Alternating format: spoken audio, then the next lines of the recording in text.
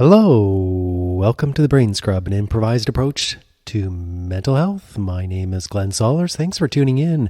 It's been a while since I've posted an episode on this podcast series because I've been lucky enough to be on vacation. I am fortunate and blessed to be in a place where I'm at right now in my life. Feel very, very fortunate. My wife and I took the entire month of August off, and we spent a week on an Alaskan cruise, which was an interesting experience for me because here I am on a cruise boat emitting carbon into the atmosphere, watching the glaciers melt. It was... I still struggle with that in my mind about, wow, you know what, it was great watching all this unfold, but wow, we're just contributing to it and making it worse. However, it was an amazing trip nonetheless. And then we got back and 2 days later did a 4-day kayaking adventure in Desolation Sound with two of our good friends and had an absolutely fantastic time. This area is known for kayaking and wildlife, and sadly, the oysters in that area, many of them are dead due to the heat wave that we experienced last year. And that was very depressing to see, but it was still an amazing trip. We went camping for 4 days and didn't sleep much at all. And that's one thing I want to talk about in this podcast today is sleep. Then we came back for a day. We had to get up the next day at 3:00, so we didn't have a lot of sleep. And we went down for a road trip to the United States where we caught the 5:15 a.m. ferry and then drove through Washington State, through Idaho, Montana, Wyoming, ended up in Colorado, met our friends in Denver and did a bunch of things there, and then drove back through Utah, did some mountain biking, and then up through Idaho again, where we saw the evidence of climate change through 43-degree heat, a burning field right by the highway, and we could feel the heat come through the vehicle. It was that hot. And then we went through Yakima, and let me tell you about Yakima a bit later on in the episode around what happened there, which was a terrible ending to our trip, but it is what it is. Lessons have been learned. And it made me realize how lucky I am in so many respects, but how things can happen in this world that are very terrible. And this is happening all over the world, from disease, destruction, to poverty, to excessive drug use, you name it. And it has an impact, and it has an impact on our mental health. And this situation that happened the last day in the United States has had an impact on my mental health and has had an impact on my sleep. So that's why I'm talking about these two topics today, because they're really critical and really important around maintaining positive mental health. Topic number 1. Sleep.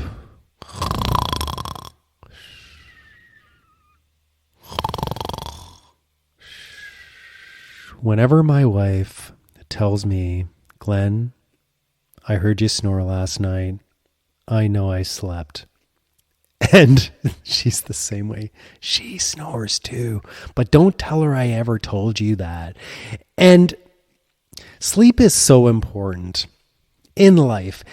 And I know this all too well because about 16 years ago, when I was into marathon running, I decided to run my last marathon, which was the Boston Marathon. I qualified for it, and my wife and I flew from Washington to Boston, for me to run the marathon and for us to spend some time in Boston. And we're on the plane and she starts massaging my shoulders, which was great. I always love a massage. But then she hit something in my shoulder and I could feel a switch go off into a position that was noticeable. It was interesting. I was on the plane and actually noticed it and didn't know what was going on. It was in my right shoulder, right around my scapula area. We get to our residence that we're staying at in Boston, and I didn't sleep for 2 nights. I was wide awake right before the Boston Marathon. And I thought, oh my gosh, this is terrible. I didn't sleep. How am I going to possibly finish this marathon? And I did. I ran it in a decent time. That day, we let our host know that I'm having the sleep problem. And he said, well, Glenn, I'm a shiatsu therapist. Let me see what I can do here. I take off my shirt. He takes his finger and presses this thing in my back. Now, I think it's around my scapula. I'm not too sure. And I could feel the switch flick to the right position. That night, I slept like a baby. This person knew exactly where it was. And I thought, wow, I am cured. I will sleep. However, the problem continued. So I got back home and then eventually I couldn't sleep again. And I didn't know what to do. I went to see some shiatsu therapists in Vancouver and nobody could find this spot on my back. I ended up trying to find it myself by using a golf ball, by laying on one, rolling around on it, by buying a ball at a fitness store, which is intended to get rid of knots, and rolling around on that. Eventually I found it, but there was times where I dealt with no sleep for a week, sometimes 2 weeks, and I'm a facilitator. I have to be on mentally and physically when I'm facilitating a workshop. And what I found I was doing was I was worried about not sleeping. I was worried about the consequences of not sleeping. I was worried about being worried about being worried about being worried. I was worried and I was not sleeping. When we're in a worry state, it is a made up state. We don't know what's going to happen. We are just making stuff up. And what I was doing was trying to control things and say, I know I'm not going to sleep. I better sleep, which puts our body in this stress position, which means that we're in a stressed state. We might be worried about not sleeping. Therefore, our body is ready to fight, flee, or freeze. So it's not normal because it's saying you may not sleep. And essentially it's saying, don't go to sleep. Something could happen. Don't sleep. And it continues. And then we might wonder why we have insomnia. And then what I found was I was trying hard to sleep. Well, if I try hard to sleep, it's not like I'm going to sleep, because sleep is a state of mind where you're not trying. You're just sleeping. I had to let go of it. I had to just say, you know what? I will be fine. I will sleep. Or not even I will sleep. I will be fine. Yeah, actually, don't say I will sleep, because then you're creating this expectation. Which, you know what? There is this thing about the power of intent, but I don't know if it works in this case, because if you try to sleep, again, you're not going to really sleep. So I just had to accept this is what it is. It will be okay. Then I was able to sleep. But if we try to sleep, if we count sheep, if we start looking on Google and saying, well, how do I sleep? And maybe I'll count to 100 and then I'll fall asleep. Folks, if you're trying to sleep, not really going to work. So number one is get rid of the worry about not sleeping. Or let's say when I'm going camping, I'll tell my wife, you know what? I don't think we're going to sleep. And I've had to accept that. So now whenever I go camping, I say to my wife, we're probably not going to sleep. And that's okay. Because if I worry about not sleeping, I'm not going to sleep. But if I say, you know what, I might not sleep and that's okay, then my body has nothing to worry about. It's just saying, okay, I can accept that. And do I sleep well when I'm camping? No, I toss, I turn, especially on this kayak adventure I did. My shoulders were in pain and I was dealing with that. I was dealing with yappy seals in the ocean. I was dealing with different wildlife noises. Who I am is one that's very hyper vigilant and hyper alert. So I'm always thinking, am I safe? Are we going to make it through? Is everything going to be okay? And then that doesn't help my sleep pattern at all. But if I say, I need to let it go, everything will be okay. And if it's not, that's okay. Accepting goes a long way. So a couple of practices to do before sleep is, first of all, take some time to meditate. Get away from TV. Don't drink anything. Get rid of sugars. Drink some water. In fact, have a glass of water before you go to bed. Maybe have a magnesium. Magnesium actually helps settle the body too.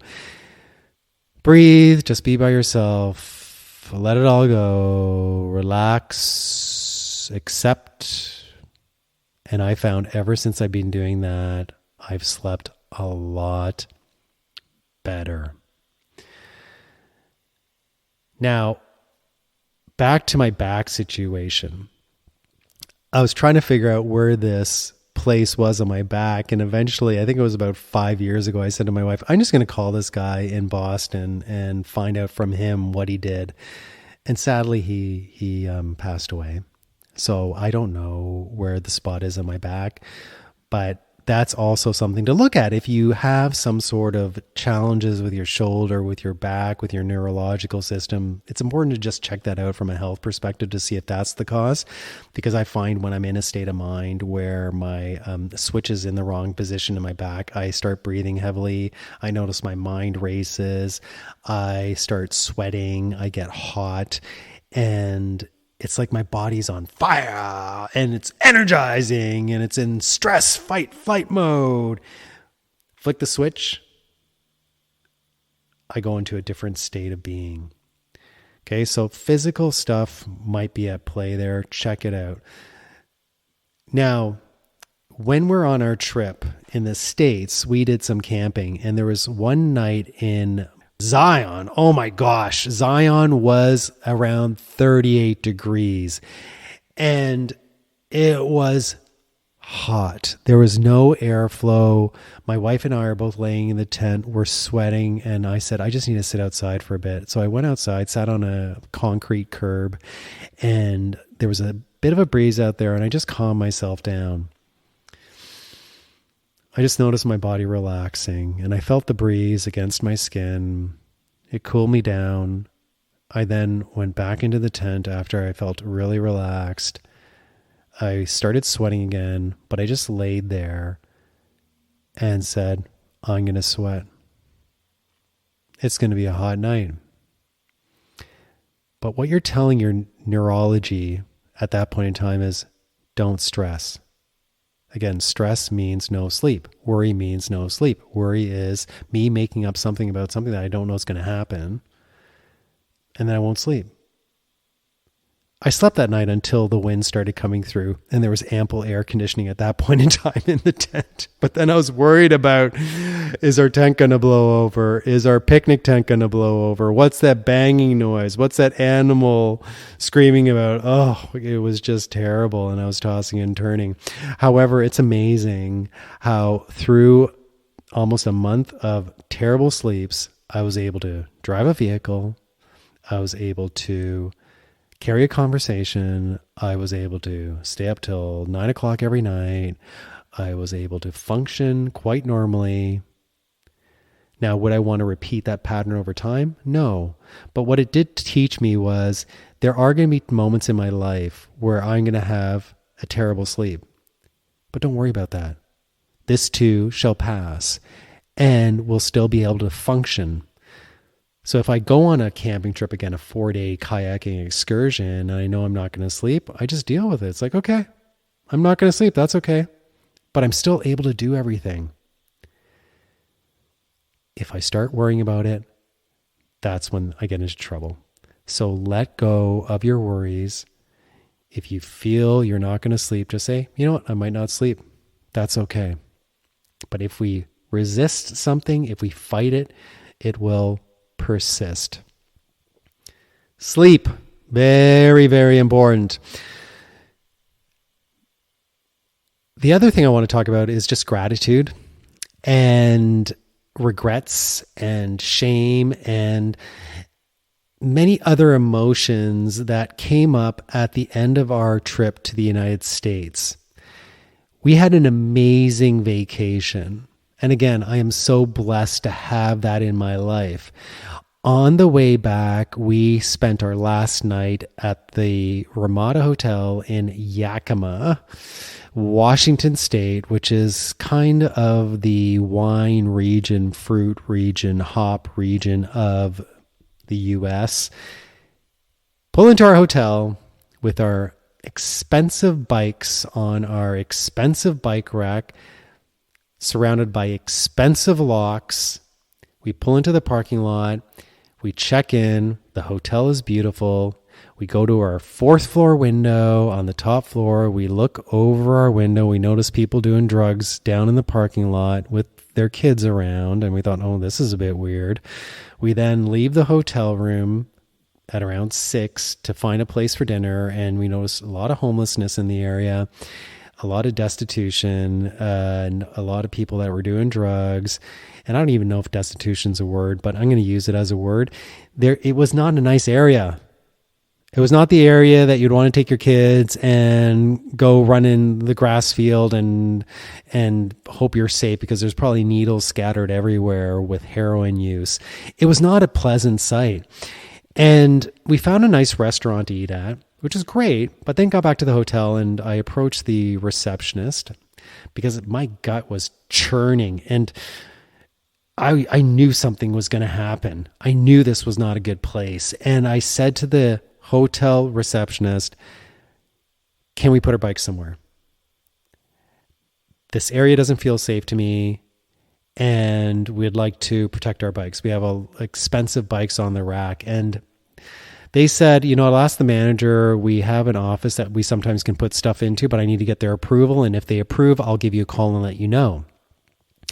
And because I told her, I said, you know what? I don't feel our bikes are going to make it through the night. And she said, oh, don't worry. There's a camera. We have never had a problem. Your bike is right in front of the lobby, as is your vehicle. We have somebody on shift 24/7. They'll be able to see your bike and blah, blah, blah, all this stuff. And I didn't hear back from the receptionist. And I went down to the bike as a result and put another cable through our tires to make sure it was completely secure, because I had this gut feeling that something's not right. And folks, trust your gut. If your gut is saying something to you, listen to it. Don't think logic all the time. Use your intuition. We've learned a lot in our lives. We've seen things unfold. Our gut is that central part of us that links all our memories and kind of knows what to do and what not to do. And my gut was saying, make sure those bikes are protected. I didn't follow my gut. I trusted the hotel. I trusted the locks. Got up at 6 a.m. The bikes were gone. Locks cut through. Did a police report. And all I got were sorries from the hotel. And also, well, if I was on shift, I would have definitely put your bike in the manager's room. They should have done that. Well, should-haves and could-haves don't really work. And it's been an upsetting experience for me. I don't think I've been this upset about something for a long, long time. And I know people go through far worse than this. And I think it's important to have that perspective on things. Like, things will not always go right. As my aunt said, you can't always have sunshine. You have to deal with rain sometimes. And our August was all sunshine. And this was the thunderstorm at the end of our trip where our bikes were stolen. $15,000 worth of bicycle gone. I was angry. I had so many regrets. My wife was angry and had regrets. We said we should have done what was right. We should have taken our bikes off. We should have just listened to ourselves. We should have questioned the hotel based on the fact that they didn't respond to us, and we didn't. And we're still fighting it with the hotel because unfortunately insurance is not really going to step up and pay us a lot of money for our lost bikes. And it doesn't seem like the police in Yakima are doing much either. And we feel that in this situation, there is a dual responsibility. We were out of integrity with our gut feeling, and the hotel was out of integrity with what they told us. And I'm not going to get more into that whole situation and how I'm going to pursue it, but what I really want to talk about is that it's okay to make mistakes once in a while. It's okay to learn. Like, this was a big, expensive mistake for us. We're not going to stop mountain biking. We're still going to do it. We're going to buy new bikes. That's just the way it is. And you know what? You win some, you lose some. Unfortunately, this was a big loss for us. And we'll deal with it.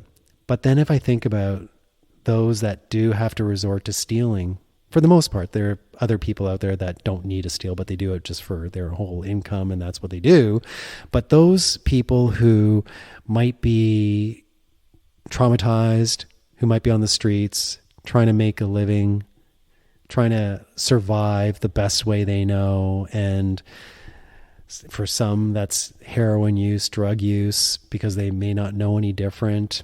And it just goes to show you that there's not a lot done for mental health in North America in addressing these issues. Like in Vancouver, what they do is they put up injection sites, and I'm not going to say whether I'm pro injection sites or against injection sites, but the thing is that I see is it doesn't really deal with the root cause.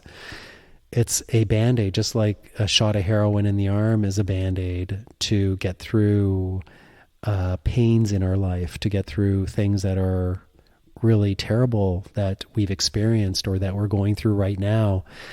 And thankfully, I've been through a lot. I'm going through a lot, but I'm working through these issues and I'm not resorting to drugs. And the people that have taken our bikes, I certainly hope that the money they make out of it is going to help them, is going to help make their life better. But I don't think it will. It is kind of, this again is my judgment assumption. I don't know if it's true or not. I think it's going to go to purchasing drugs, as I've read on the internet does happen a lot. And you think about like Vancouver, where I live, in British Columbia, there's many addicts on the street, and you never leave anything in the vehicle because, and like a quarter is a way to get some drugs. And if you're homeless or living on the streets or whatever it might be, these are the types of things you have to depend on. You have to look for opportunities for wealth, for monies. And those bikes on the end of our bike rack was that for them.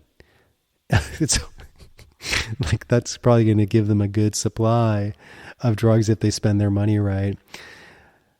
But wow, folks, I did not sleep well after that.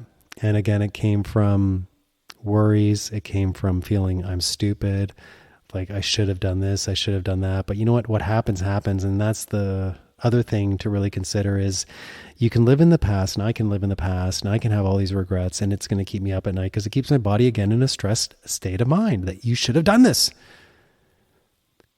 Versus being at peace and saying, this happened, now what?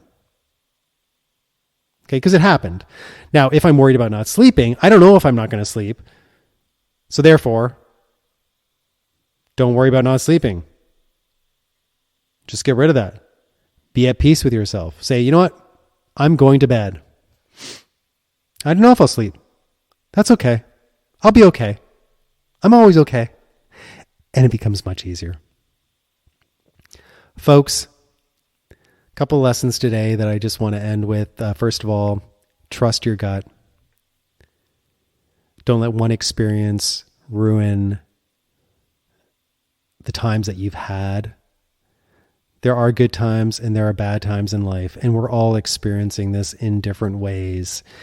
I have watched the news recently, which I haven't watched in a long time, and then I'm seeing the impact of the flooding in Pakistan, and it's terrible what's going on there in like a city of 6 million people, and how they're being impacted, and other parts of the world that are impacted by the actions we're all taking in respect to burning carbon and being carbon dependent, and increasingly so. And we have an impact on others. These people on the street, they are living in poverty, and our actions have an impact on them. And they're doing the best they can to survive. We're all doing the best we can. And there is an impact on everybody. And I'd never even thought about this, but this whole theft of the bikes is kind of like a reminder that we are all going through stuff. Everybody's actions impact somebody else. We're all connected in some sort of way, and not to forget that. Folks, get some sleep. Don't worry about not sleeping. Let go of worries, expectations. Remember, an anxiety is a story that your brain is making up. It's not real. It's kind of like when I was in Colorado Springs, our good friend set up the best time. And in Colorado Springs, I did this ride called the Pterodactyl, which is a swing, essentially. It's like a pendulum swing where you're in a canyon. So you're right on top of the canyon, right on top of the cliff, and it's a deep, deep canyon, and the wires go across the other side of the canyon. And then there's one wire that actually holds a seat that you sit in. One wire, that's it. It's a cable. Mind you, there's like 5 cables going across the canyon, but that thing that is holding you in the seat, one cable, no backup. That's it.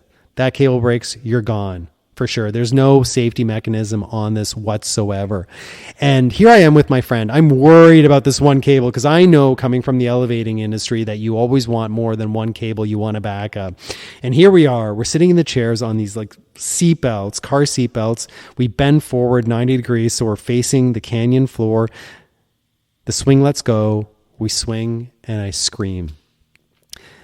And I didn't know what was going to happen. But it's just an example of being in the moment. You don't know what's going to happen, but if you can be in the moment, things become much more enjoyable and easier. Have fun being in the moment. Thanks for listening.